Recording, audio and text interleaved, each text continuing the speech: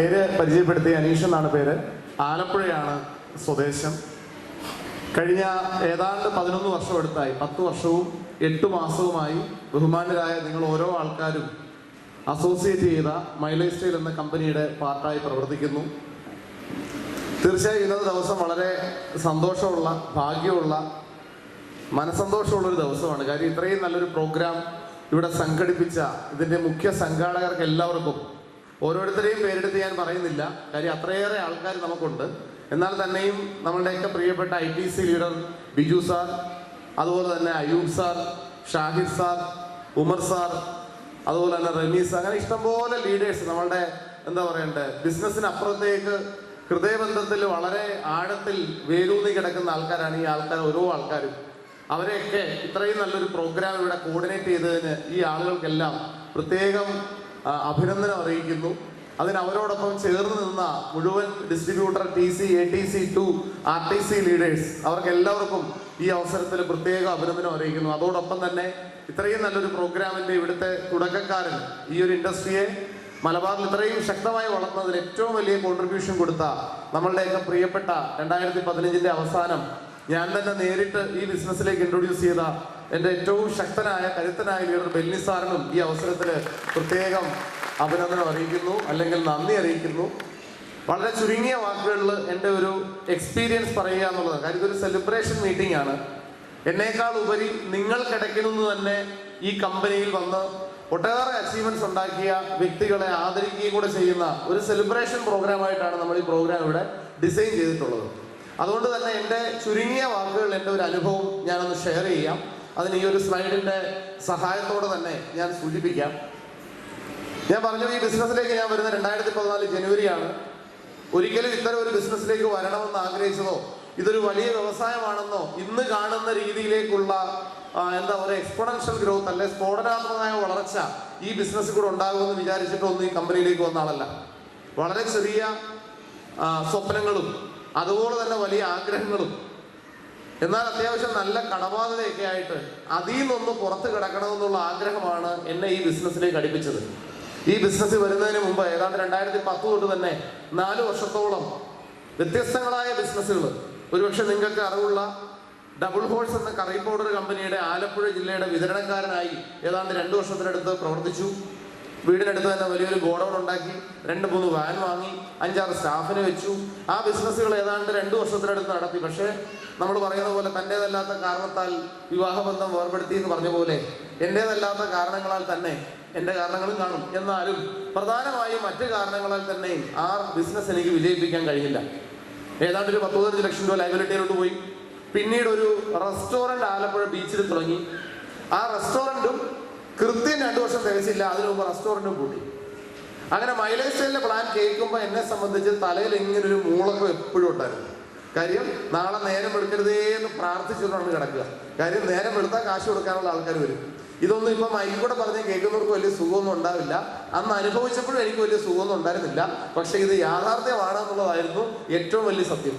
എന്നെ സംബന്ധിച്ച് നാളെ നേരം എടുക്കരുതേ എന്ന് ഞാൻ എൻ്റെ ഭാര്യയോട് പറഞ്ഞിട്ടുണ്ട് എത്രയോ വട്ടം, എത്രയോ 100 കണക്കിന് രാത്രികൾ. അങ്ങനെ ഇരിക്കെ ഈ ബിസിനസ്സിനെ കുറിച്ച് ആദ്യം കേട്ടു. ഇന്ന് ഒരു പക്ഷേ മൈലേജ് സ്റ്റൈലിനെ കുറിച്ച് ഇവിടെ മീറ്റിങ്ങിൽ പ്രസന്റ് ചെയ്തതുപോലെയോ നിങ്ങൾ ചെയ്തുകൊണ്ടിരിക്കുന്നത് പോലെയോ അല്ല ഞാൻ ഈ ബിസിനസ് കേൾക്കുമ്പോൾ ഈ ബിസിനസ് ഉണ്ടായിരുന്നത്. ഇന്ന് കാണുന്ന 150-നടുത്ത് വരുന്ന പ്രോഡക്റ്റുകളൊന്നും ഉണ്ടായിരുന്നില്ല. 150-നടുത്ത് പ്രൊഡക്റ്റുകളൊന്നും ഉണ്ടായിരുന്നില്ല. വെറും 14-15 പ്രൊഡക്റ്റുകൾ മാത്രമാണ് 2014 ഞാൻ തുടങ്ങുമ്പോൾ ഉള്ളത്. എലമെന്റ്സ് എന്ന ബ്രാൻഡ് ഈ കമ്പനിയിൽ അന്ന് ലോഞ്ച് ചെയ്തിരുന്നില്ല. ഇന്ത്യയിൽ തന്നെ ഇന്നുള്ളതിൽ ഏറ്റവും വലിയ സയന്റിസ്റ്റ് ആയിട്ടുള്ള ഡോക്ടർ DB അനന്തനാരായണ എന്ന സയന്റിസ്റ്റ് അന്ന് മൈലേജ് സ്റ്റൈൽ കമ്പനിയുടെ പാർട്ടായി വന്നിരുന്നില്ല. എന്ത് ഉൽപ്പന്നം വേണമെങ്കിലും കേരളത്തിനകത്ത് കിട്ടാത്ത അവസ്ഥ, തമിഴ്നാട്ടിൽ പോകണം, അല്ലെ മംഗലാപുരത്ത് പോകണം പ്രൊഡക്റ്റ് കിട്ടണമെങ്കിൽ. 2,10,000 പോയിട്ട് 2,000 രൂപ കിട്ടിയ ഒരാളെ ഞാൻ ജീവിക്കുന്ന ജില്ലയിൽ കാണിച്ചു കൊടുക്കാൻ പോലും ഇല്ല. ദൈവാധീനം എന്ന് പറയട്ടെ. ഇങ്ങനെയൊക്കെ ആണെങ്കിലും എനിക്ക് അന്ന് ദൈവം എൻ്റെ ഉള്ളിൽ തോന്നിപ്പിച്ചു, ഇതിനകത്ത് എന്നാലും നിനക്കൊരു ജീവിതം ഉണ്ടെന്നുള്ളത്. അതിനെയാണ് നമ്മൾ ശരിക്കും ദൈവാധീനം എന്ന് പറയും. ഇതിനകത്ത് നിനക്കൊരു ലൈഫ് ഉണ്ടെന്നൊരു തോട്ട്, ഒരു ചിന്ത, ഒരു എന്താ പറയണ്ടേ, ഒരു ഓർമ്മപ്പെടുത്തൽ അന്നേ എൻ്റെ മനസ്സിൽ വരികയും ഞാനും എൻ്റെ സഹോദരനും കൂടി ഈ ബിസിനസ് സ്റ്റാർട്ട് ചെയ്തു. 2014 ജനുവരി മാസം. അതിൻ്റെ സ്റ്റേറ്റ്മെന്റ്സ് നിങ്ങൾക്ക് ഇവിടെ കാണാം. ജനുവരി മാസം ആദ്യം 2014 ജനുവരി ബിസിനസ് സ്റ്റാർട്ട് ചെയ്യുന്ന ആദ്യ മാസം ഞങ്ങൾക്ക് 2 പേർക്കും കൂടി ഒരു മാസം പ്രവർത്തിച്ചിട്ടേ വരുമാനം 663 രൂപയാണ്. ഒന്ന് കൈയടിക്കണേ. എനിക്ക് കൈയടി ചോദിച്ചു വാങ്ങിക്കത്തില്ല. കാര്യം ആദ്യത്തെ 663 രൂപ വാങ്ങിച്ച കഷ്ടപ്പാട് എനിക്ക് അറിയത്തുള്ളൂ. നിങ്ങൾക്ക് അറിയാത്തതുകൊണ്ടാണ് നിങ്ങൾ കൈയടിക്കാതിരുന്നത്. എനിക്കറിയാവുന്നതുകൊണ്ടാണ് ഞാൻ അത് ചോദിച്ചത് വാങ്ങിച്ചത്. എനിക്ക് ചോദിക്കില്ല. 663 രൂപ ഒരു മാസം എന്ന് പറഞ്ഞാൽ ഇന്നത്തെ കണക്കിൽ നമ്മൾ ഒരു ദിവസം പ്ലംബിംഗ് ജോലി ചെയ്യുന്ന ഇലക്ട്രീഷ്യന്മാർക്കും പ്ലംബർമാർക്കും ഒക്കെ 1000-1200 ഇപ്പൊ കിട്ടലുണ്ട്. അന്നക്കാലത്ത് സത്യം പറഞ്ഞാൽ ഒരു മാസത്തെ എഫേർട്ട് ഈ ഇൻകം എന്ന് പറഞ്ഞാൽ ഒരു കാരണവശാലും നമുക്ക് മുമ്പോട്ട് പോകാൻ പറ്റില്ല. രണ്ടാമത്തെ മാസം 1500 രൂപ. ഒരു വർഷം ഞങ്ങൾ 2 പേരും കൊണ്ട് ചെയ്തിട്ട് തിരിഞ്ഞു നോക്കിയപ്പോൾ മൊത്തം വരുമാനം 80,000 89,000 രൂപ വരുമാനമുള്ളൂ. മുമ്പോട്ട് പോകാൻ പറ്റില്ല എന്ന് തന്നെ തീരുമാനിച്ചു. ഇനി ഒരടി മുമ്പോട്ട് പോകാൻ പറ്റില്ല. അങ്ങനെ ഇരിക്കെ ഈ ബിസിനസ്സിൽ നിന്ന് തിരിച്ചു നടക്കണമെന്ന് വരെ മനസ്സ് ചിന്തിക്കുന്ന സമയത്ത് 2014 ഡിസംബർ മാസം 4-ാം തീയതി ഹിന്ദു പത്രത്തിൽ ഒരു ന്യൂസ് വന്നു. ഈ ബിസിനസ് ഞാൻ സീരിയസ് ആയി ചെയ്യാനുള്ള പ്രധാനപ്പെട്ട കാരണം ആ ന്യൂസാണ്. അത് മീറ്റിംഗ് എടുത്ത ആൾ പറഞ്ഞു കാണും. ആ ന്യൂസ് ഇങ്ങനെയായിരുന്നു: 2025 ആകുമ്പോഴേക്കും 18 മില്യൺ ആൾക്കാർ, ഇന്ത്യക്കാർ ഈ ബിസിനസ് ഫുൾ ടൈം ചെയ്യുമെന്ന് അന്നത്തെ കേന്ദ്രമന്ത്രിയായ രാംവിലാസ് പാസ്വാൻ അധ്യക്ഷനായ ഒരു മീറ്റിംഗിന്റെ റിപ്പോർട്ട് ഹിന്ദു പത്രത്തിൽ പ്രസിദ്ധീകരിച്ചു വരികയാണ്. 2014 ഡിസംബർ മാസം 4-ാം തീയതി രാവിലെ 7 മണിക്ക് ഞാൻ ഈ വാർത്ത എൻ്റെ വീടിനടുത്തുള്ള പബ്ലിക് ലൈബ്രറിയിൽ ഇരുന്ന് വായിക്കുക. വീണ്ടും നമ്മുടെ മനസ്സിൽ ഇങ്ങനെ എന്താ പറയണ്ടേ, ഒരു പോസിറ്റിവിറ്റി നിറഞ്ഞു. ഈ ബിസിനസ് തുടങ്ങാൻ നിൽക്കുന്ന ആൾക്കാരെന്ന് പറഞ്ഞു കഴിഞ്ഞാൽ ഇവർക്ക് എപ്പോഴും പോസിറ്റീവായ കണക്കുകളെ മനസ്സിൽ വരത്തുള്ളൂ. ശുഭാപ്തി വിശ്വാസികൾക്ക് എപ്പോഴും എല്ലാം ശരിയാവുമെന്നേ തോന്നുള്ളൂ. എനിക്കും അങ്ങനെ തോന്നി. അപ്പൊ എന്തൊക്കെയോ ഇവിടെ സംഭവിക്കാൻ പോകണം. ഞാൻ എൻ്റെ ചേട്ടനോട് എന്നോട് ചേട്ടൻ പറഞ്ഞു, ശരിയാണ്, ഈ ബിസിനസ് ഇവിടെ ഭയങ്കരമായിട്ട് നടക്കും. നമ്മളിപ്പോൾ തൽക്കാലം ബുദ്ധിമുട്ടുണ്ടെന്ന് പറഞ്ഞത് പാടെ മാറ്റി വെക്കണ്ട, നമുക്ക് പാർട്ട് ടൈം ആയിട്ടായാലും ചെയ്യാമോ. കൃത്യം 6-ാം മാസം ഈ വാർത്തയിൽ പറഞ്ഞ പോലെ തന്നെ കൃത്യം 6-ാമത്തെ മാസമായപ്പോഴേക്കും ഈ ബിസിനസ്സിന് വേണ്ടി കേരള സർക്കാർ 2015 ജൂലൈ 29 കേരള നിയമസഭയിൽ ഡയറക്ട് സെല്ലിങ്ങിന് ബില്ല് പാസ്സായി. അന്ന് വരെ സത്യത്തിൽ ഡയറക്ട് സെല്ലിംഗ് എന്ന ബിസിനസ്സിന് കേരള സർക്കാർ പോലും കൃത്യമായ നിയമം ഉണ്ടാക്കിയിരുന്നില്ല. ഡയറക്ട് സെല്ലിംഗ് എന്താണ്, ആൾക്കാരെ ചേർക്കുന്ന പദ്ധതികൾ എന്താണ്, മണി ചെയിൻ എന്താണെന്ന് സർക്കാർ പോലും അറിയുന്നില്ല. പക്ഷെ 2015 ജൂലൈ 29 കേരള നിയമസഭയിൽ അന്നത്തെ ഫിനാൻസ് മിനിസ്റ്ററായ KM Mani sir direct selling ഇന്ത്യയിലെ ഏറ്റവും ശക്തമായി, ലോകത്തെ ഏറ്റവും ശക്തമായി വളരുന്നൊരു ബിസിനസ്സാണ്, ഇതിന് നിയമപരിരക്ഷ കൊടുക്കേണ്ടതുണ്ട് എന്ന് പറയുകയും ഡയറക്ട് സെല്ലിങ്ങിന് ഒരു ഡെഫിനിഷനും കൊണ്ടുവന്നു. ആൾക്കാർ ജോലി ചെയ്യുന്ന സ്ഥലത്തോ ആൾക്കാരുടെ വീട്ടിലോ ഇതുപോലെയുള്ള സ്ഥലങ്ങളിലോ വെച്ച് ഡെമോൺസ്ട്രേറ്റ് ചെയ്ത് പ്രോഡക്റ്റോ സർവീസോ വിൽക്കുന്നതാണ് ഡയറക്ട് സെല്ലിംഗ്. ഇവിടെ പരസ്യക്കാരില്ല, ഡീലറില്ല, അവർക്ക് പോകുന്ന വരുമാനം ഈ മേഖലയിൽ പ്രവർത്തിക്കുന്ന ആൾക്കാർക്ക് റീഡിസ്ട്രിബ്യൂട്ട് ചെയ്യുന്ന സിസ്റ്റമാണിത് എന്ന് നിയമസഭയിൽ എഴുതി വായിച്ചതോടുകൂടി ഡയറക്ട് സെല്ലിങ്ങുമായി ബന്ധപ്പെട്ട് കേരളത്തിൽ ആദ്യത്തെ കുതിച്ചുചാട്ടം ഉണ്ടായി. പിറ്റേ ദിവസങ്ങളിൽ ഇതിന്റെ വാർത്തകളൊക്കെ പത്രങ്ങളിൽ വന്നു. ഈ ബിസിനസ് പല ആവർത്തി ഞാൻ പറഞ്ഞിട്ടും തുടങ്ങാതിരുന്ന പലരും പതുക്കെ എൻ്റെ കൂടെ ബിസിനസ്സിലേക്ക് കടന്നു വരാൻ തുടങ്ങി. ഈ മാസം തന്നെ മൈലേഷ്യൻ കമ്പനി എലമെന്റ്സ് വെൽനസ് എന്ന ബ്രാൻഡ് ഇന്ത്യയിൽ ഇൻട്രൊഡ്യൂസ് ചെയ്തു. ആ മാസം തന്നെ കമ്പനി ഡോക്ടർ DB അനന്തനാരായണ എന്ന സയന്റിസ്റ്റിനെ ഇൻട്രൊഡ്യൂസ് ചെയ്തു. ഈ മീറ്റിങ്ങിലൊക്കെ പോയിരുന്ന ഞങ്ങളുടെ ആത്മവിശ്വാസം കുത്തനെ ഉയർന്നു. കറക്റ്റ് 3-4 മാസം കഴിഞ്ഞപ്പോൾ കൊച്ചിയിൽ കേരളത്തിലെ ആദ്യത്തെ സ്റ്റോർ വന്നു. ഇത്രയും ആയപ്പോഴേക്കും ഞാനും എൻ്റെ സഹോദരനും തീരുമാനിച്ചു, ഞങ്ങൾക്ക് ഇനി നഷ്ടപ്പെടാനൊന്നുമില്ല. ഏതോ സിനിമയിൽ മമ്മൂട്ടി പറഞ്ഞ പോലെ മരിക്കാൻ തീരുമാനിച്ചാൽ പിന്നെ ജീവിക്കാൻ ഭയങ്കര ധൈര്യം എന്നാ പറയാം. ഞങ്ങളെ സംബന്ധിച്ച് ഒന്നും നഷ്ടപ്പെടാനില്ല, നേടാൻ മാത്രമുള്ളവരായിരുന്നു. തുനിഞ്ഞിറങ്ങി കൃത്യം ഒറ്റ വർഷം കഴിഞ്ഞപ്പോൾ തന്നെ ആദ്യത്തെ 2,10,000 എൻ്റെ കാനറ ബാങ്ക് അക്കൗണ്ടിലേക്ക് ഈ കമ്പനിയിൽ നിന്ന് വരുമാനം വന്നു. ഇപ്പോഴും എനിക്ക് ഈ അക്കൗണ്ടിൽ തന്നെയാണ് ഇൻകം വരുന്നത്. ഈ ബാങ്ക് അക്കൗണ്ട് എൻ്റെ മൊബൈൽ ബാങ്കിൻ്റെ ആപ്ലിക്കേഷനിൽ ഉണ്ടെന്നാലും എൻ്റെ മൊബൈലിൽ അതിൻ്റെ ആപ്ലിക്കേഷൻ ഉണ്ട്. ഈ മീറ്റിംഗ് കഴിഞ്ഞ് ആർക്കെങ്കിലും എന്തെങ്കിലും സംശയം ഉണ്ടെങ്കിൽ ഒന്ന് ചോദിക്കാം, സാറേ ആ മൊബൈൽ ആപ്ലിക്കേഷൻ ഒന്ന് കാണിച്ചു തന്നാട്ടെ എന്ന് പറഞ്ഞാൽ ഞാൻ നിങ്ങൾക്ക് അത് 1 വർഷത്തെ സ്റ്റേറ്റ്മെന്റ് ഞാൻ അയച്ചു തരാം. ഈ രീതിയിൽ വരുമാനം വന്നു തുടങ്ങി. 2016 എൻ്റെ കടങ്ങൾ ഒന്നൊന്നായി അവസാനിച്ചു.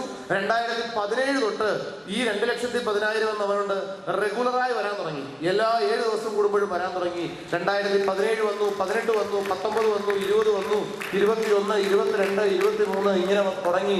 ഇതിപ്പോ 24ന്റെ അവസാനത്തിലേക്ക് എത്തി. കഴിഞ്ഞ 7 വർഷമായി. അതിനിടയ്ക്ക് ഫ്ലഡ് വന്നു, കോവിഡ് വന്നു, ഇഷ്ടംപോലെ മഹാമാരികൾ വന്നു. ദൈവാനുഗ്രഹം കൊണ്ടും ഈ ബിസിനസിന്റെ പവർ കൊണ്ടും ഇതൊന്നുപോലും ഞങ്ങളുടെ ബിസിനസിനെ ലവലേശം ബാധിച്ചില്ല എന്നുള്ളതാണ് യാഥാർത്ഥ്യം. നിങ്ങളൊന്ന് ആലോചിച്ച് നോക്കുക.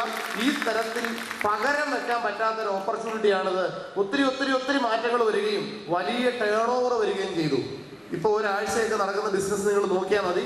ഒരാഴ്ച ഓരോ ഓർഗനൈസേഷനിൽ 96 ലക്ഷവും ഓരോ ഓർഗനൈസേഷനിൽ 1,20,00,000 ഒക്കെ. അതായത് ഒരാഴ്ച 3 കോടി 4 കോടി രൂപയുടെ കച്ചവടം നടക്കുന്ന രീതിയിലോട്ട് ഈ ബിസിനസ് ഇന്ന് മാറി. ഇതേ ഞാൻ 2014 ചേച്ചി ഒരു ഷാമ്പു വാങ്ങാമോ, ഒരു പേസ്റ്റ് വാങ്ങാമോ എന്ന് ചോദിച്ചിട്ടുണ്ട്. എനിക്കാണ് ഇപ്പോൾ ഒരാഴ്ച 3 കോടി 4 കോടി രൂപയുടെ ബിസിനസ്സൊക്കെ വന്നുകൊണ്ടിരിക്കുന്നത്. ഒരിക്കലും അത് അനീഷിന്റെ കഴിവല്ല, ഒരു വ്യക്തിയുടെ കഴിവല്ല. അങ്ങനെ ആയിരുന്നെങ്കിൽ എൻ്റെ ഡബിൾ ഹോഴ്സിന്റെ കമ്പനി ഇപ്പോഴും ലാഭം ഉണ്ടാക്കിയാൽ, എൻ്റെ റെസ്റ്റോറൻറ്റ് ഇപ്പോഴും ആലപ്പുഴ ലാഭത്തിൽ കണ്ടാൽ. ശരിയാണോ അല്ലയോ? എൻ്റെ കഴിവായിരുന്നെങ്കിൽ. ഇത് എൻ്റെ കഴിവല്ല.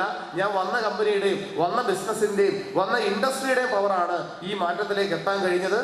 ജീവിതത്തിൽ കണ്ട എല്ലാ സ്വപ്നങ്ങളും, പല ആവർത്തി കണ്ട സ്വപ്നങ്ങൾ പലതും നല്ല ശതമാനം പൂർത്തീകരിച്ചു കഴിഞ്ഞു. ഇപ്പോൾ ഒട്ടേറെ പുതിയ സ്വപ്നങ്ങളിലാണ് നമ്മുടെ ജീവിതം പോയിക്കൊണ്ടിരിക്കുന്നത്. 2017 തന്നെ BMW ഫോർച്യൂണറും പോലുള്ള വാഹനങ്ങൾ വാങ്ങി. ഇത് ഫോം 26 AS എന്ന് പറയും. ഒരുപക്ഷെ ഇത് കണ്ടാൽ എല്ലാവർക്കും മനസ്സിലാവും. ഒരു ഇവിടെ ഏതെങ്കിലും ബാങ്കിങ് മേഖല ജോലി ചെയ്യുന്ന ആൾക്കാർ, ഇൻഷുറൻസ് സെക്ടറിൽ ജോലി ചെയ്യുന്ന ആൾക്കാർ, ചാർട്ടേഡ് അക്കൗണ്ട് ഓഫീസിൽ ജോലി ചെയ്യുന്ന ആൾക്കാർ, ഇവർക്കൊക്കെ ഈ ഫോം 60 കണ്ടാൽ മനസ്സിലാവും, ഫോം 26 കണ്ടാൽ മനസ്സിലാവും. ഇത് പ്രകാരം ബാബു അനീഷ് എന്നുള്ള എൻ്റെ പേരിൽ 2018-19 മൈ ലൈഫ് സ്റ്റൈൽ എന്ന കമ്പനിയിൽ നിന്ന് നികുതി കിഴിച്ച് വൈറ്റ് മണിയായി 1,10,00,000 രൂപ ഇൻകം വന്നിട്ടുണ്ട്. 18-19. അടുത്ത വർഷം 19-20 1,74,00,000 അത് കൂടി. അതിനടുത്ത വർഷം അത് 1,76,00,000 കൂടി. അതിനടുത്ത വർഷം അത് 2,56,00,000 കൂടി. അതിനടുത്ത വർഷം അത് 2,65,00,000 കൂടി. നിങ്ങളൊന്ന് ആലോചിച്ച് നോക്കുക. വർഷത്തിൽ 3-4 കോടി രൂപ വരുമാനം വരുന്നൊരു വീടായിട്ട് എൻ്റെ വീട് മാറാൻ ഞാൻ 100 കോടിയൊന്നും അല്ല ഈ ബിസിനസ് തുടങ്ങാൻ വേണ്ടി മുടക്കിയത്. വെറും 10-15,000 രൂപയും കണക്ക് നോക്കാതെ കഠിനാധ്വാനം ചെയ്യാനുള്ളൊരു മനസ്സും 3-4 കൊല്ലം ഞാൻ ഇൻവെസ്റ്റ് ചെയ്തു. അത് മാത്രമേ ഉള്ളൂ. അല്ലാണ്ട് എടുത്ത എഫേർട്ടിന് ഞാൻ കണക്ക് വെച്ചിട്ടില്ല. ഒഴുകിയ വേറെപ്പിന് ഞാൻ ആരോടും കണക്ക് പറഞ്ഞിട്ടില്ല. എൻ്റെ മക്കളെ നോക്കുന്ന പോലെ ഈ ബിസിനസ്സിനെ ഞാൻ നോക്കി. ഒരു വേള സത്യസന്ധമായി പറഞ്ഞാൽ മക്കൾക്ക് കൊടുക്കുന്നതിനേക്കാൾ 2 മണിക്കൂർ കൂടുതലേ ഞാൻ മൈലേജ് കൊടുത്തിട്ടുള്ളൂ ആദ്യത്തെ 4 വർഷം. എൻ്റെ ഉറക്കങ്ങൾ മിക്കവാറും റെയിൽവേ സ്റ്റേഷനിലോ ട്രെയിനിലോ ബസ്സിലോ ഒക്കെ തന്നെ ആയിരുന്നു ഉറക്കം. ഭക്ഷണം മിക്കവാറും പുറത്തുനിന്നോ ഏതെങ്കിലും ഡിസ്ട്രിബ്യൂട്ടറുടെ വീട്ടിൽ നിന്നും ആയിരിക്കും. വീട് എന്ന സംവിധാനത്തെ കുറിച്ച് ആദ്യത്തെ 3-4 വർഷത്തേക്ക് ഗൾഫിൽ പോയി എന്ന് വിചാരിച്ചോളാണ് ഭാര്യയോട് പറഞ്ഞത്. ഗൾഫിൽ പോയി എന്ന് വിചാരിച്ചു. ഭാഗ്യത്തിനെങ്ങാനും വന്നു എന്ന് വിചാരിച്ചാൽ മതി. ഇങ്ങനെ ഇറങ്ങി വർക്ക് ചെയ്തു. എന്നേക്കാൾ ആവശ്യക്കാരായ ആൾക്കാർ ദൈവം കൊണ്ട് തന്നു. അതിൽ കുറെ മഹാരഥന്മാരെയൊക്കെയാണ് നിങ്ങൾ മുമ്പ് കണ്ടത്, സംസാരിച്ച്. ഇനി കാണാൻ പോകുന്നുണ്ട് കുറെ ആൾക്കാരെ. ഇവരിൽ ഒരാൾ പോലും എനിക്ക് വേണ്ടിയല്ല ഈ ബിസിനസ് ചെയ്യുന്നത്. ഞാനിതിവിടെ വരാൻ കഴിഞ്ഞില്ലേലും ഈ മീറ്റിംഗ് ഇതുപോലെ തന്നെ ഇവിടെ നടക്കും. അതായത് ഇത് എൻ്റെ ബിസിനസ് അല്ല. എന്നേക്കാൾ ഉപരി ഈ ബിസിനസ് ഏറ്റെടുത്ത 100 കണക്കിന് ആൾക്കാർ വന്നു കഴിഞ്ഞു. ഇത് അവരുടേതായിട്ട് അവർ ഏറ്റെടുത്ത് കഴിഞ്ഞു. എനിക്ക് നിങ്ങളോട് പറയാനുള്ളത് ഇത്രേ ഉള്ളൂ. ഇത്രയും ഗംഭീരമായ ഒരു ഓപ്പർച്യൂണിറ്റിയാണിത്. ഇതനുസരിച്ച് മാറ്റം വന്നപ്പം വലിയ തുകയൊക്കെ GST കൊടുക്കാൻ തുടങ്ങി. 5-6 ലക്ഷം രൂപ ഒരു മാസം GST കൊടുക്കുന്ന, ചുരുക്കി പറഞ്ഞാൽ നികുതി വിഭാഗത്തിൽ മാത്രം ഒരു വർഷം 1 കോടി രൂപയ്ക്ക് പുറത്ത് എൻ്റെ വീട്ടിൽ നിന്ന് ഭാരത സർക്കാരിലേക്ക് പോകുന്നുണ്ട്. ഒരു വർഷം 1 കോടി രൂപ നികുതി കൊടുക്കുന്ന വീട്ടിൽ നിന്നാണ് ഞാൻ വരുന്നത്. നിങ്ങൾ മനസ്സിലാക്കണം. ഒരു വർഷം 1 കോടിക്ക് പകരം ഒരു മാസം 50,000 രൂപ ഈ ബിസിനസ് കൂടെ കിട്ടിയിരുന്നെങ്കിൽ ഞാൻ എത്രയോ ആഗ്രഹിച്ചിട്ടുണ്ട് 2014-ലും 2015-ലും ഒക്കെ. നിങ്ങളും എന്നെ മാതിരി തന്നെ ഇതിൻ്റെ ഒരു തുടക്കക്കാരാണ്. നിങ്ങൾക്ക് കുറേ ചിന്തകൾ കാണും. എനിക്കിത് പറ്റുമെന്ന് തോന്നുന്നില്ല, എനിക്ക് പൊക്കമില്ല, വണ്ണമില്ല, ഗ്ലാമറില്ല, വർത്തമാനം പറയാൻ അറിയത്തില്ല, ജാതി പ്രശ്നം, മതപ്രശ്നം, കുലപ്രശ്നം, സ്വർണം, ഇതെല്ലാം പ്രശ്നമാണെന്ന് തോന്നുന്നു. ഇതൊന്നും ഇവിടെ പ്രശ്നമല്ല. ഇതൊക്കെ കൂടുതലുള്ളതാണ് ഇവിടുത്തെ പ്രശ്നം. ഇതൊന്നും ഇല്ലെങ്കിൽ നമുക്ക് ജീവിതത്തിൽ ലഭിക്കാവുന്നതിൽ ഏറ്റവും വലുതും ഏറ്റവും അവസാനത്തുമായ ബിസിനസ് ഇതാണ് എന്ന ബോധ്യം നമുക്കുണ്ടാകും. എൻ്റെ അവസാനത്തെ വണ്ടി ഇതാണെന്നുള്ള ബോധ്യം എനിക്കുണ്ടാവും. ആ ബസ്സിന്റെ ഏണിപ്പടിയിലാണ് ഞാൻ തൂങ്ങിക്കിടക്കുന്നതെന്നുള്ള ബോധ്യം എനിക്കുണ്ടാവും. ഇതിലൂടെ പോയാൽ എനിക്കൊരു ഏണി പോലും കിട്ടാനില്ല എന്നുള്ള ബോധ്യം ഇതിനകത്തെ ആദ്യ സമയത്തെ കഠിനാധ്വാനത്തെ നമുക്ക് മുമ്പോട്ട് നയിക്കാൻ നമ്മളെ പ്രേരിപ്പിക്കും. എൻ്റെ ലൈഫിലുണ്ടായ ഇഷ്ടംപോലെ മാറ്റങ്ങൾ കുറേയേറെ ഞാൻ എന്താ പറയുക, ഇവിടെ പറയാൻ പറ്റുന്ന കാര്യങ്ങൾ വളരെ വേഗത്തിൽ ഞാൻ പറയാം. പിന്നെ ഒത്തിരി ചേഞ്ചസ് വന്നു. മാധ്യമങ്ങളൊക്കെ മലയാള മനോരമയിലും അതുപോലെ തന്നെ കേരളകൗമുദിയൊക്കെ വ്യത്യസ്തങ്ങളായ രീതിയിൽ ഫീച്ചറുകളായിട്ടും ഒക്കെ നമ്മളെ ആദരിക്കുകയൊക്കെ ചെയ്തു. ഇത് ഞാൻ ജനിച്ചു വളർന്ന വീടാണ്. 18 വയസ്സ് വരെ എൻ്റെയൊക്കെ പാസ്റ്റ് എന്ന് പറഞ്ഞാൽ ഒത്തിരി കഷ്ടപ്പാടും ദാരിദ്ര്യവും ഒക്കെ ഉള്ളൊരു പാസ്റ്റാണ്. ചിലപ്പോൾ എന്നെ ഇപ്പം കാണുമ്പോഴോ എന്നെ കേൾക്കുമ്പോഴോ നിങ്ങൾക്ക് തോന്നിയേക്കാം, ഇങ്ങോരൊക്കെ ഇതിനു വേണ്ടി ജനിച്ച ആൾക്കാരാണ്, ഇയാൾക്ക് വർത്താനം പറയാനൊക്കെ അറിയാം. ശരിയാണോ അല്ലയോ? വളരെ സാധാരണപ്പെട്ടൊരു കുടുംബത്തിലാണ് ഞാൻ ജനിച്ചത്. 10ാം ക്ലാസ് വരെ പഠിച്ചത് സാധാരണ ഒരു മലയാളം മീഡിയം ഗവൺമെൻറ് സ്കൂളിൽ. അതിനുശേഷം ജോലിക്ക് പോയിട്ടാണ് ഡിഗ്രി വരെ പഠിക്കുന്നത്. എൻ്റെ അച്ഛനൊരു കാർ ഡ്രൈവറായിരുന്നു. വീട്ടിൽ 3-4 പശുക്കളെയൊക്കെ വളർത്തിക്കൊണ്ടാണ് എൻ്റെ അമ്മ ഞങ്ങളെ വളർത്തിയത്. ഒത്തിരി ക്രൈസിസിലൂടെയാണ് നമ്മൾ മുമ്പോട്ട് പോയത്. പക്ഷേ ഞാൻ നന്നായി പഠിക്കുമായിരുന്നു. പഠിത്തത്തിലൊന്നും മോശമൊന്നും അല്ലായിരുന്നു. തുടർ വിദ്യാഭ്യാസത്തിലുള്ള ആഗ്രഹം നമ്മുടെ അധ്വാനം കൊണ്ട് ഉത്തരം കൊടുക്കേണ്ട വിധിയായിരുന്നു ദൈവം നമുക്ക് ഒരുക്കി വെച്ചിരുന്നത്. അതിനെ നമ്മൾ വളരെ പോസിറ്റീവായിട്ടാണ് കണ്ടതുപോലും. ആ രീതിയിൽ ഇത്രയും ചെറിയൊരു ചുറ്റുപാടിൽ നിന്ന് വന്നു. ഒരു പക്ഷേ ഒരു 18-20 വയസ്സായപ്പോൾ തന്നെ ബിസിനസ് ചെയ്താലേ ജീവിതത്തിൽ സമ്പന്നനാകാൻ പറ്റുള്ളൂ, രക്ഷപ്പെടാൻ പറ്റുള്ളൂ എന്നുള്ള ചിന്ത എൻ്റെ മനസ്സിൽ വന്നു. എനിക്ക് രക്ഷപ്പെടണം എന്നുള്ള ആഗ്രഹം ഉണ്ടായിരുന്നു. കാര്യം വിദ്യാഭ്യാസം കുറവുള്ള ഒരാളെ, എന്താ പറയണ്ടേ, സാമ്പത്തികം കുറവുള്ള ഒരാളെ നമ്മുടെ നാട്ടിലെ ആളുകൾ എങ്ങനെ കൈകാര്യം ചെയ്തിരുന്നു എന്നുള്ളത് എൻ്റെ ചെറിയ പ്രായത്തിൽ എനിക്ക് മനസ്സിലായിരുന്നു. എൻ്റെ കുടുംബത്തിൽ തന്നെ എൻ്റെ അച്ഛൻ്റെ സഹോദരങ്ങളുടെ മക്കളൊക്കെ ഇംഗ്ലീഷ് മീഡിയം സ്കൂളിൽ പഠിക്കുന്നു. അവർക്കൊക്കെ ഷൂസ് ഉണ്ട്. അവരൊക്കെ മറ്റേ അലുമിനിയത്തിൻ്റെ പെട്ടിയിലാണ് പുസ്തകങ്ങൾ കൊണ്ടുപോയിക്കൊണ്ടിരുന്നത്. അവരൊക്കെ വർഷാവർഷം ടൂറ് പോയിരുന്നു. സ്കൂളിൽ എടുക്കുന്ന സ്കൂളിൻ്റെ മറ്റേ കൂട്ടുകാരുടെ എല്ലാം കൂടെ ഫോട്ടോ അവരെല്ലാ വർഷവും വാങ്ങിയിരുന്നു. അവർ വെക്കേഷൻ സമയങ്ങളിൽ ടൂറ് പോയിരുന്നു. അവർ മിക്കവാറും സിനിമയ്ക്ക് പോയിരുന്നു. ആഴ്ചയിൽ ഒരിക്കലെങ്കിലും നല്ല ഹോട്ടലിൽ പോയി ഭക്ഷണം കഴിച്ചിരുന്നു. എനിക്കിതെല്ലാം കിട്ടാൻ കനിയായിരുന്നു. എനിക്കിതൊന്നും തന്നെ ആസ്വദിക്കാൻ കഴിഞ്ഞിരുന്നില്ല. അതുകൊണ്ട് തന്നെ എൻ്റെ അടുത്ത തലമുറയും എൻ്റെ ഡിറ്റോയായി, എൻ്റെ മാതൃകകളായി മാറണമെന്നുണ്ടെങ്കിൽ കണക്ക് നോക്കാതെ വേർപ്പൊഴുക്കാൻ പറ്റുന്ന ഒരു ഇൻഡസ്ട്രിയെ ഞാൻ സെലക്ട് ചെയ്യണമെന്നുള്ള ബോധ്യം, ഒരു ബിസിനസ്സുകാരനാണെന്നുള്ള ബോധ്യം ചെറുപ്പത്തിലെ എൻ്റെ മനസ്സിലുണ്ടായിരുന്നു. എൻ്റെ ആഗ്രഹത്തിന് ദൈവം തന്ന ഉത്തരമാണ് മൈ ലൈഫ് സ്റ്റൈൽ എന്ന് പിന്നീട് കാലം തെളിയിച്ചു. അദമ്യമായ ആഗ്രഹം ഉണ്ടായിരുന്നു. ഇഷ്ടംപോലെ സങ്കടപ്പെട്ടിട്ടുണ്ട്, ഇഷ്ടംപോലെ വിഷമിച്ചിട്ടുണ്ട്. പലപ്പോഴും മൈക്കിൽ കൂടെ ഒക്കെ നമ്മൾ പറയുന്നത് നമ്മളുടെ ഏറ്റവും എന്താ പറയണ്ടേ കട്ടി കുറച്ച അനുഭവങ്ങളാണ്. നല്ല എക്സ്പീരിയൻസ് ഒക്കെ പറഞ്ഞു കഴിഞ്ഞാൽ ഈ ഹോളിൽ നിന്ന് പലരും കരഞ്ഞോണ്ടേ പോകത്തുള്ളൂ. പണ്ട് ആകാശദൂത് എന്ന് പറഞ്ഞ സിനിമ കാണാൻ വന്നവർക്ക് തിയേറ്ററിൽ ഒരു കർച്ചീഫും കൂടെ കൊടുക്കുമായിരുന്നു. എൻട്രിയിലോട്ട് ടിക്കറ്റ് കീറിയിട്ട് ഒരു കർച്ചീഫ് കൊടുക്കും. എന്തിനാ? ഈ സിനിമ കണ്ട് മനസ്സ് നിറഞ്ഞ് കരഞ്ഞ് കണ്ണീരൊപ്പാൻ വേണ്ടിയാണ് കൊടുത്തോണ്ടിരുന്നത്.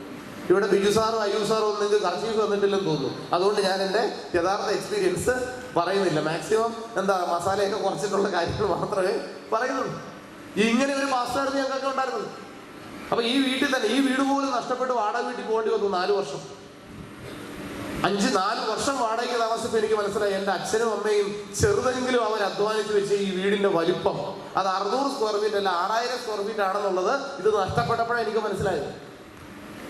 4 വർഷം വാടകയ്ക്ക് താമസിച്ചു. സ്വന്തമായിട്ടൊരു വീടിൽ ഒരു രാത്രിയെങ്കിലും ഉറങ്ങുന്നതിനെ കുറിച്ച് സ്വപ്നം കണ്ടുകൊണ്ട് അറിയാവുന്ന പണി പലതും പയറ്റി. അങ്ങനെ സ്വന്തം വീട്ടിലേക്ക് 2006 ആയപ്പോൾ തന്നെ ഞങ്ങൾ മാറി. ഈ ബിസിനസ് വരുമ്പോൾ ഈ വീട്ടിലാണ് താമസിച്ചിരുന്നത്. പക്ഷെ ഈ വീടും പണയപ്പെടുത്തി ബിസിനസ് ചെയ്തു. ഈ വീട് നഷ്ടമാകുമെന്നുള്ളപ്പോഴാണ് ഈ ബിസിനസ്സിലേക്ക് ഞാൻ വരുന്നത് 2014.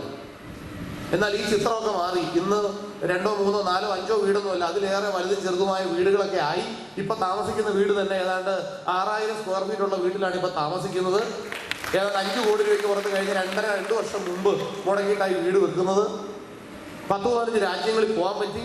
ആലപ്പുഴയൊക്കെ ആയതുകൊണ്ട് തന്നെ ഇഷ്ടംപോലെ നേട്ടങ്ങൾ. ഇതെന്റെ ബിസിനസ് വോളിയൊക്കെയാണ്.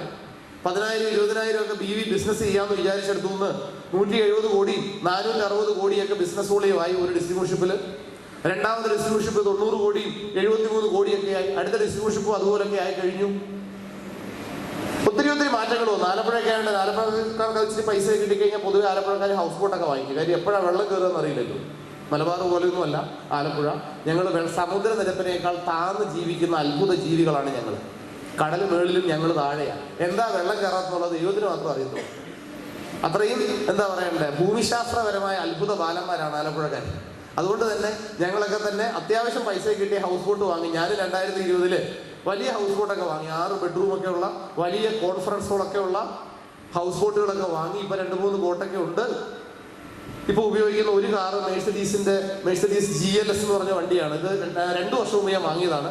1,60 ലക്ഷം രൂപയ്ക്ക് പുറത്ത് 63 ലക്ഷം രൂപ ഈ കാറിന് വിലയുണ്ടായിരുന്നു. ഞാൻ 1,63 ലക്ഷം രൂപയുടെ കാറ് സഞ്ചരിക്കാനൊന്നും ഈ ബിസിനസ് വന്ന ആളില്ല. ഒരു 10 മണി വരെയെങ്കിലും രാവിലെ ഒരു ദിവസമെങ്കിലും മടി പിടിച്ച് വീട്ടിൽ കിടന്ന് ഉറങ്ങണമെന്ന ആഗ്രഹത്താൽ ഇതിനകത്ത് വന്നാളാണ്. മറ്റേത് രാവിലെ വരും ആൾക്കാർ കാശ് കൊടുക്കാനുള്ള വന്ന് വിളിച്ച് എഴുന്നേൽക്കും. ഒരു ദിവസം ഒന്ന് മടി പിടിച്ച് പുലരോളം കിടന്നുറങ്ങണം. ആരും വിളിച്ചുണർത്താനില്ലാതെ സുഖമായി കിടന്നുറങ്ങണം. എനിക്ക് സ്വപ്നമായിരുന്നു 10 കൊല്ലം മുമ്പ്. അങ്ങനെ വന്നാളാണ്. പക്ഷെ നമ്മുടെ ബിസിനസ് വളർന്നു, നമ്മളോട് ഒപ്പമുള്ള ആൾക്കാർ വളർന്നു, നമ്മളുടെ ടാർഗറ്റുകൾ വളർന്നു, നമ്മുടെ ഡ്രീംസ് വളർന്നു. ആ ഡ്രീംസിനനുസരിച്ച് നമ്മുടെ ലൈഫ് സ്റ്റൈൽ വളർന്നു. അപ്പോൾ ഉണ്ടായ മാറ്റങ്ങൾ മാത്രമാണ്. അല്ലാതെ ഇതൊന്നും നമ്മൾ ഇത്തരത്തിലൊരു ലൈഫ് സ്റ്റൈൽ നമ്മൾ ആഗ്രഹിച്ചുകൊണ്ട് വന്നതല്ല. പക്ഷെ ബിസിനസ്സിൽ ഏറ്റവും വലിയ മാറ്റം ഒരു ലീഡർ എന്ന് പറഞ്ഞാൽ, അല്ലെങ്കിൽ ഈ ബിസിനസ്സിൽ വിജയിച്ച ഒരാളുടെ ഏറ്റവും വലിയ ഗുണം എൻ്റെ അഭിപ്രായത്തിൽ തൻ്റെ ബിസിനസ് വളരുന്നതനുസരിച്ച്, തന്നോടൊപ്പം വരുന്ന ആൾക്കാരുടെ എണ്ണം കൂടുന്നതനുസരിച്ച്, അവരുടെ കഴിവ് കൂടുന്നതനുസരിച്ച് സ്വയം മെച്ചപ്പെടാനുള്ള കഴിവുള്ളവനെ ഈ ഇൻഡസ്ട്രി പല പോലെ വളർത്തുള്ളൂ എന്നുള്ളത് നന്നായി അറിയാം.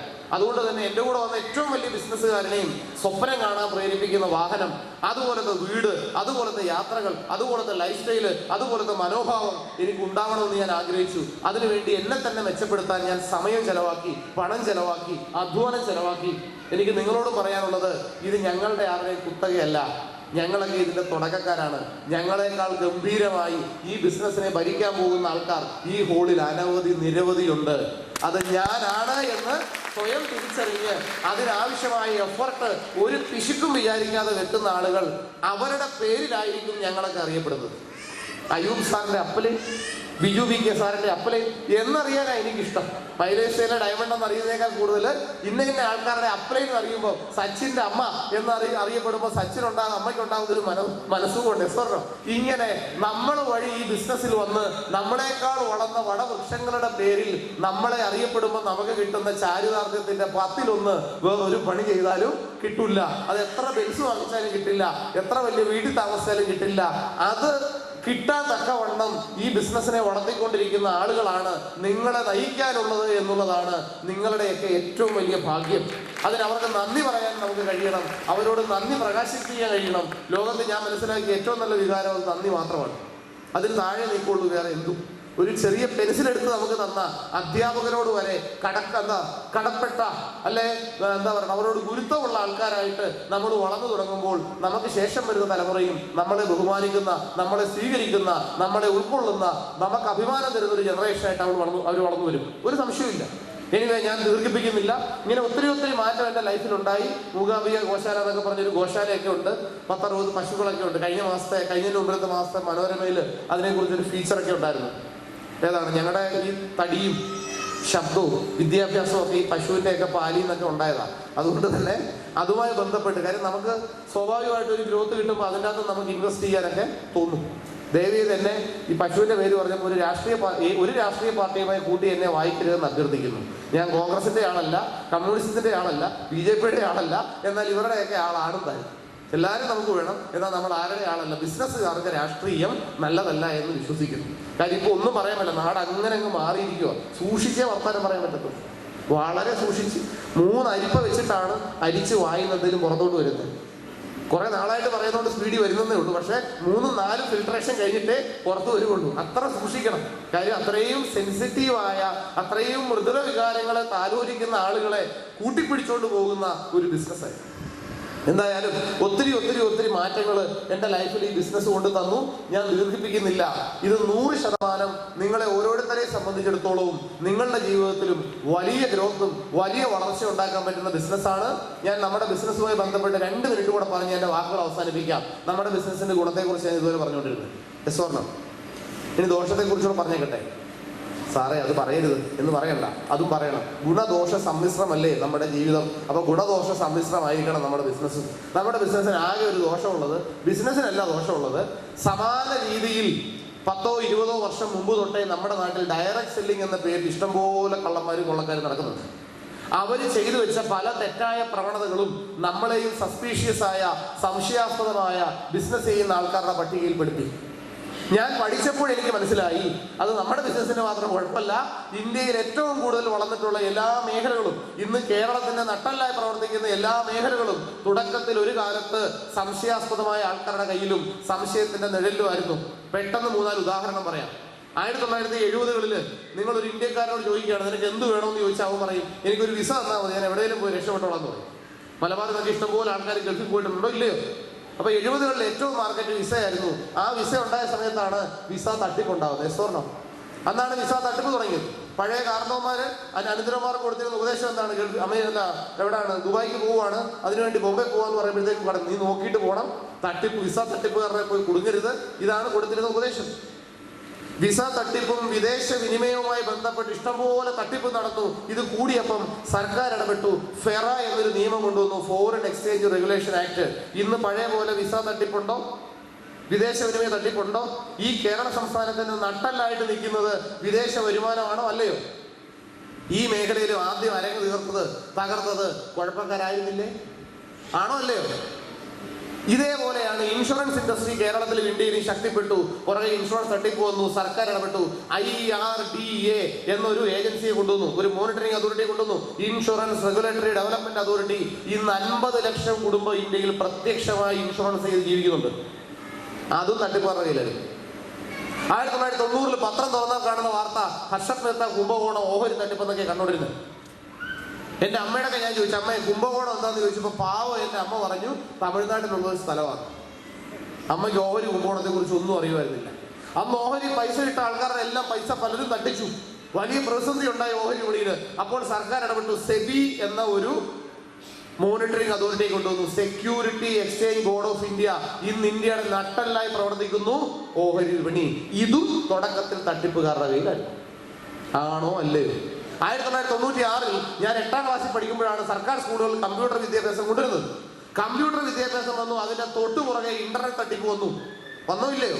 ഇന്റർനെറ്റ് തട്ടിപ്പ് രൂക്ഷമായപ്പോൾ 2002 സർക്കാർ ഇടപെട്ടു. എന്ത് ചെയ്തു? സൈബർ ലോ കൊണ്ടുവന്നു. ഇന്ന് ഈ മീറ്റിംഗിലിരിക്കുന്ന ആയിരക്കണക്കിന് ആളുകളും ഇന്റർനെറ്റുമായി കണക്റ്റഡാണ്. നമ്മുടെയൊക്കെ പോക്കറ്റിൽ എന്തുണ്ട്? ഇന്റർനെറ്റ് ഉണ്ട്. ഈ മേഖലയിലും ആദ്യം കടന്നു വന്നവന്മാർ 90% കള്ളന്മാരായിരുന്നു അല്ലയോ? ഇതിനൊക്കെ മറുപടി നിങ്ങൾ പറയണം. ഇനി വേറൊരു മേഖല, നമ്മളെയൊക്കെ കൂട്ടി ബന്ധിപ്പിക്കുന്ന മേഖല. 1990 കാലഘട്ടങ്ങളിൽ ഇങ്ങോട്ടൊരു ഫോൺ കോൾ വന്നപ്പോൾ നമ്മൾ അങ്ങോട്ട് 16 രൂപ കൊടുത്തിട്ടുണ്ട് ഇൻകമിങ്ങിന് വരെ. അന്നാണ് 2G 3G അഴിമതിയൊക്കെ രാജ്യത്ത് നടക്കുന്നത്. അന്ന് സർക്കാർ ഇടപെട്ടു. Telecom regulatory authority of India എന്നൊരു ഏജൻസിയെ കൊണ്ടുവന്നു. ആ മേഖലയെ മോണിറ്റർ ചെയ്യപ്പെട്ടു. ഇന്ന് ഇന്ത്യയിൽ ഏറ്റവും കൂടുതൽ ടേൺ ഓവർ നടക്കുന്ന, ഇന്ത്യയുടെ സ്പന്ദനമായി ടെലികമ്മ്യൂണിക്കേഷൻ രംഗം മാറിയിട്ടുണ്ട്. ആ രംഗത്തും തുടക്കത്തിൽ അഴിമതിയുണ്ട്. ഇനി ഞാൻ ആദ്യം പറഞ്ഞതിന്റെ ഉത്തരം പറയാം. ഡയറക്ട് സെല്ലിംഗ് ഇൻഡസ്ട്രിയും ഇതുപോലൊക്കെ തന്നെയായിരുന്നു. ഏതുപോലെ? 1970 വിസ തട്ടിപ്പ് നടന്നതുപോലെ, 1980കളിൽ ഓഹരി തട്ടിപ്പ് നടന്നതുപോലെ, ഇൻഷുറൻസ് തട്ടിപ്പ് നടന്നതുപോലെ, ടെലികോം തട്ടിപ്പ് നടന്നതുപോലെ, ഇന്റർനെറ്റ് തട്ടിപ്പ് നടന്നതുപോലെ ഡയറക്ട് സെല്ലിംഗിലും തുടക്കത്തിൽ പുഴുക്കുത്തുകളും ബാലാരിഷ്ടതകളും തട്ടിപ്പുകളും ഉണ്ടായിരുന്നു. എന്നാൽ ഇന്നത്തെ സിറ്റുവേഷൻ എന്താണ്? ഈ മേഖലയ്ക്കെല്ലാം നിയമനിർമ്മാണം നടത്തിയതുപോലെ 2015 തൊട്ട് തന്നെ കേരളത്തിലടക്കം ഡയറക്ട് സെല്ലിംഗിന് വേണ്ടി മോണിറ്ററിംഗ് മെക്കാനിസമായി, തൊട്ടാ ചോദിക്കാനും പറയാനും ട്രേഡ് യൂണിയനുകളായി, വളരെ ശക്തമായ കെട്ടുറപ്പുള്ള കമ്പനികളായി, കെട്ടുറപ്പുള്ള ഇൻഡസ്ട്രി ആയിട്ട് ഇത് മാറി. ഇന്ന് ഇന്ത്യയിൽ ഏറ്റവും കൂടുതൽ ആൾക്കാർ പണിയെടുക്കുന്ന മേഖലയായി, ഇന്ത്യൻ റെയിൽവേക്ക് പോലും കൊടുക്കാൻ പറ്റുന്നതിനപ്പുറത്ത് തൊഴിൽ നൽകുന്ന മേഖലയായി ഡയറക്ട് സെല്ലിംഗ് വളർന്നു കഴിഞ്ഞു എന്നുള്ള സത്യം നിങ്ങൾ ഓരോരുത്തരും ഉൾക്കൊള്ളുക. നമ്മൾ ബുദ്ധി ഓഫ് ചെയ്തിട്ടൊന്നും കേൾക്കരുത്, ബുദ്ധി ഓൺ ചെയ്തിട്ട് കേൾക്കുക. ഓൺ ചെയ്തിട്ടാൽ നമുക്ക് മനസ്സിലാവും. ഇത്രയും ഗംഭീരമായ ഒരു ഇൻഡസ്ട്രി നിങ്ങൾക്ക് തന്ന നിങ്ങളുടെ സുഹൃത്തിനെയും മീറ്റിങ്ങിന് ശേഷം ഒരു ഷെയ്ക്ക് ഹാൻഡ് കൊടുക്കണം. നീ എന്നെ പിടിച്ച് ഇതിനകത്ത് കൊണ്ടുവന്നു എന്നല്ല പറയേണ്ടത്. ഇത്രയും നല്ല ഈ വ്യവസായം നീ 2 വർഷം മുമ്പ് എനിക്ക് എന്തുകൊണ്ട് തന്നില്ല എന്ന് അവനോട് ചോദിക്കണം. അവനോടൊപ്പം ചേർന്ന് നിന്നുകൊണ്ട് വളരെ വലിയ രീതിയിൽ പ്രവർത്തിക്കാൻ നിങ്ങൾക്ക് ഓരോ ആൾക്കാർക്കും കഴിയട്ടെ എന്ന് ആത്മാർത്ഥമായിട്ട് ആശംസിക്കുന്നു. ഞങ്ങളുടെയൊക്കെ ജീവിതത്തിൽ ഒരു സ്വപ്നവും ഇല്ലാതെ വരണ്ട ഭൂമിയിൽ വലിയ പൂന്തോട്ടം ഉണ്ടാക്കി തന്നു, വലിയ സ്വപ്നങ്ങൾ ഞങ്ങൾക്ക് തന്നു, ആഗ്രഹങ്ങൾ തന്നു, അത് പൂർത്തീകരിക്കാനുള്ള വഴി പറഞ്ഞു തന്നു. അത് പൂർത്തീകരിച്ച് ഞങ്ങളെ മുമ്പിൽ നിർത്തി ഞങ്ങൾക്ക് ശേഷം വന്ന തലമുറയെ കൂട്ടിപ്പിടിച്ചുകൊണ്ട് മുമ്പോട്ട് പോകാൻ പറ്റുന്ന ശേഷിയും ശേഷിയും ഒക്കെ ഞങ്ങൾക്ക് തന്ന ഈ കമ്പനി മാനേജ്മെന്റിനോട് ഒരിക്കൽ കൂടി നന്ദി അറിയിച്ചുകൊണ്ട് ഇന്ന് ഇത്രയും ഗംഭീരമായി ഈ പ്രോഗ്രാം ഇവിടെ സംഘടിപ്പിച്ച ഇതിന്റെ എല്ലാ സംഘാടകർക്കും നന്ദി അറിയിച്ചുകൊണ്ട് എൻ്റെ വാക്കുകൾ ഞാൻ ഇവിടെ അവസാനിപ്പിക്കുന്നു. Wish you all the best. Thank you.